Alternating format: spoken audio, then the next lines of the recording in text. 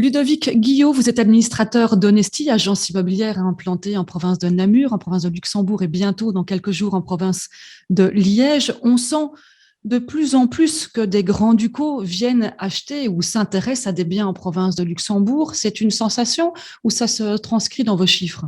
C'est une réalité. Depuis les 12 derniers mois, ça s'est accentué tant dans l'acquisition de biens qui se situent sur la frontière, donc d'Arlon jusqu'à des communes comme Virton, que ce soit en achat ou en location. C'est une réalité. Ils recherchent des biens de qualité, donc ce sont des gens qui cherchent vraiment des biens dans lesquels ils n'ont pas de travaux à réaliser, et leur réalité économique fait qu'ils ne peuvent plus se loger au Grand-Duché de Luxembourg et donc viennent en Belgique, peut-être un peu par obligation, puisque financièrement, ils ne peuvent plus accéder à la propriété dans leur propre pays. Donc ils viennent un peu par dépit, ça se ressent? Oui, ça se ressent, même si je pense que ce sentiment se transformera peut-être très vite par la qualité de vie qu'on a dans notre belle province. Euh, Nos amis Gomais en sont souvent très très fiers de cette qualité de vie. Et voilà, mais ça accentue les valeurs immobilières à la frontière, c'est évident. Alors, autre tendance, c'est que parmi ces grands-ducaux, avant, ça arrivait de temps en temps qu'ils viennent pour acheter un bien. Donc, comme vous venez de le dire, maintenant, ça s'accentue, mais ils viennent aussi pour louer. Et ça, c'est complètement nouveau. Oui, c'est exact. Ce qui se passe, c'est que leur pouvoir d'achat leur permet d'avoir des biens de plus grande qualité sur notre territoire, c'est-à-dire que on parle de mètres carrés, ils peuvent peut-être se permettre une location d'une maison 3-4 chambres ou d'un appartement 2-3 chambres que chez eux, ils n'y auraient pas accès. Et donc, ils font le choix d'une qualité de vie, certainement. Cela vient, je pense, pour des raisons purement économiques, mais peut-être aussi, et c'est une réflexion qu'on doit se poser, c'est que les effets pervers du Covid font que les gens font des choix pour améliorer leur quotidien chez eux, et peut-être que leur réflexion, elle est là aussi, de se dire, on préfère peut-être être un peu plus éloigné du travail, mais avoir un bien de plus grande qualité où on peut travailler sereinement, être en famille. Peut-être que l'espace est aussi un objectif. Mais est-ce qu'il manque dans ce qui est proposé à la vente des biens de certains standing? Est-ce qu'on a tout pour répondre à la demande? Non, on n'a pas tout pour répondre à la demande. Il est évident qu'il n'y a pas assez de biens sur le marché immobilier actuellement, des biens récents pas assez non plus. Et donc, je convie les autorités politiques à dynamiser peut-être les permis et en tout cas à favoriser les projets immobiliers parce qu'il y a une vraie demande.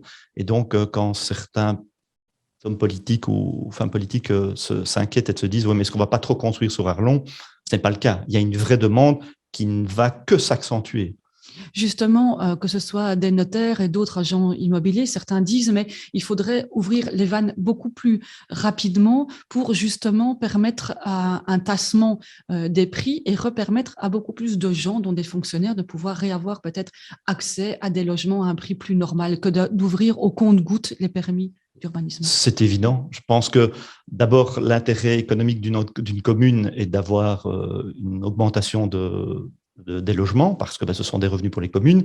Et donc, peut-être que là, il y a un investissement à réaliser au sein des administrations en termes de personnel et effectivement dynamiser les permis et donc les constructions. Et donc, peut-être diminuer, même si j'y crois pas trop, je pense que on va continuer malheureusement je dis malheureusement parce que effectivement, de plus en plus de gens auront difficile d'accéder à la propriété, mais le marché doit permettre de proposer à tout à chacun des produits différents, du studio, de l'appartement une chambre, du deux chambres, des produits de luxe.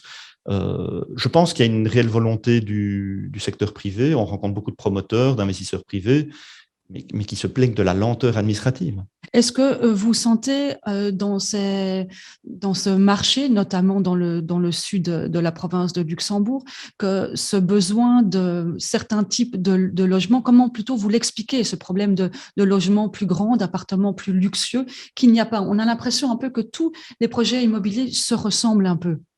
Alors, effectivement, il y a quand même une donnée économique, c'est que le foncier est de plus en plus cher, donc on essaye de densifier, donc avoir plus de logements, et donc on limite peut-être les surfaces, mais ça correspond quand même aussi à un pouvoir d'achat global. C'est qu'il y a une demande pour des produits plus exclusifs, c'est plus rare, mais il y a une vraie demande. mais le foncier est là, il est peu disponible, il n'y a pas beaucoup de terrain à vendre qu'on peut encore urbaniser. Par contre, il y a une autre tendance, c'est qu'il y a des zones qui sont en train de réémerger. Alors, effectivement, je prends la vallée de l'Asmois, qui est une région que nous connaissons bien. C'est une région qui était un petit peu en déclin, en tout cas économique et d'intérêt. Et le Covid a changé tout à fait la donne. C'est que on a une euphorie aujourd'hui de gens qui viennent plutôt de zones urbaines comme Bruxelles ou de Flandre et qui viennent chercher une qualité de vie, un espace vital. Et donc, cette vallée de l'Asmois est en train de se dynamiser et vraiment tous azimuts, donc des communes comme Vresse, enfin comme toutes les communes de l'Asmois sont vraiment en train de revivre. Et je pense que ça va ramener peut-être de l'emploi, une activité économique. Et je pense que c'est très bien. Donc, il y a des villages qui sont en train de renaître, mais peut-être aussi une autre demande d'un retour de vie en famille à l'ancienne avec un besoin, on en voit encore très peu ici dans la région, d'habitat kangourou. Oui, alors effectivement, les gens qui sont dans ces réflexions-là ben, font un choix de vie, font un choix de qualité de vie, ils veulent peut-être être plus proches de la nature. Ben, la vallée de l'Asmois, évidemment, se prête merveilleusement à ça. Et donc, nous voyons des familles acheter à deux, trois ménages ou deux, trois, enfin, grands-parents, parents et autres, acheter de grandes maisons qu'ils transforment en logements multiples pour pouvoir soit y habiter partiellement, se partager 3-4 jours semaine là et dans une autre ville, soit y revenir en week-end en famille.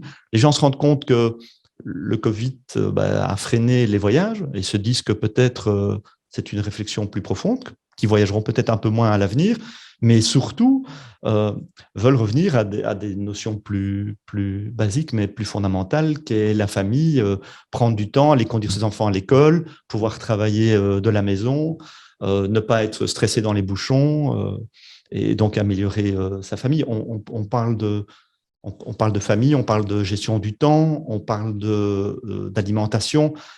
Il y a quand même une part de la population qui est dans ces grandes réflexions et je trouve que c'est bien.